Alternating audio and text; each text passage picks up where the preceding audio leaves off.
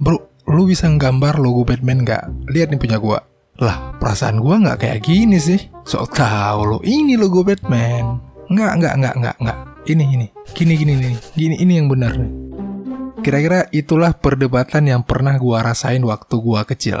Setelah dewasa, gua baru tahu bahwa kami berdua sama-sama benar. Yang satu logo Batman versi Val Kilmer, yang satunya versi Christian Bale. Namun waktu itu kita mana tahu berapa banyak versi Batman dan kenapa bisa berbeda-beda. Baru akhir-akhir ini aja kita sadar ternyata ada yang namanya istilah reboot di dalam dunia perfilman. Reboot sendiri bisa dimaknai dengan arti menghilangkan materi film yang lama, kemudian menggantinya dengan yang baru. Biasanya film akan tetap identik, mirip, tapi tidak akan lagi sama.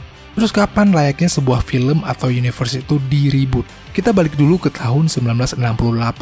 Di tahun tersebut, dunia perfilman pernah digegerkan oleh sebuah film berjudul Planet of the Apes.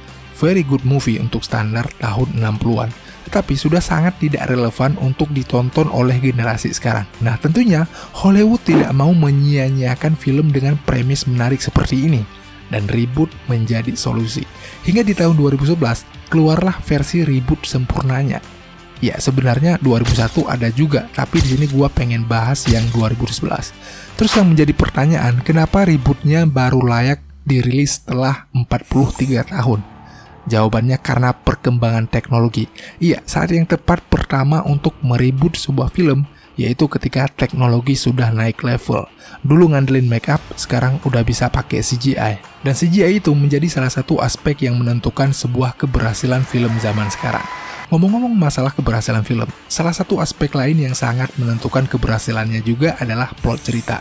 Tahun 2007 merupakan salah satu tahun terbaik untuk penggemar Transformers. Karena pada tahun itu Michael Bay berhasil merealisasikan versi live action dari franchise Transformers. Namun semakin kesini, banyak yang beranggapan bahwa film Transformers semakin absurd. Mulai dari alur ceritanya yang kagak jelas, pengembangan karakter, banyaknya plot hole yang nggak jelas sama sekali, terus beberapa karakter ikonik juga nggak berkembang. Bumblebee lagi kan? Nah, ketika udah seperti ini, maka tidak salah jika franchise tersebut di-reboot juga. Dan terbukti, Paramount selaku studio yang berhak menggarap franchise ini melakukan hal tersebut melalui film Bumblebee 2018. Makanya kalau kita lihat bentuk transformernya itu bener-bener beda sama versi Michael Bay. Terus rebootnya sebuah film kadang-kadang bisa disebabkan oleh hal sesimpel umur. Iya, di antara franchise-franchise yang mengalami fase reboot ini adalah franchise James Bond. Dari dulu Sean Connery, Pierce Brosnan, sampai Daniel Craig semuanya selesai rata-rata karena usia. Paling baru yang jadi korban umur nih ya si Daniel Craig, sampai-sampai harus dimatiin di film terakhirnya. Nextnya gimana? Ya cari aktor muda lagi, terus mulai lagi reboot dari nol. Dan seharusnya franchise-franchise yang panjang seperti ini berkaca pada Marvel yang pemilihan aktornya itu kalau gua nilai benar-benar sempurna. Kayak misalnya dipilihnya Tom Holland yang muda sebagai Spider-Man, sehingga bisa dipertahankan tuh sampai puluhan tahun. Nah, kalau udah nyebut nama Marvel, gua selalu keinget sama tetangga sebelahnya, DC. Ada satu hal tentang DC yang menurut gua sangat bobrok, yaitu ketidakkonsistenan dan gak ada visi yang jelas. Contoh, film Justice League, karakter-karakter di situ semuanya muda-muda kecuali Batman. Tujuannya biar bisa buat film solonya belakangan.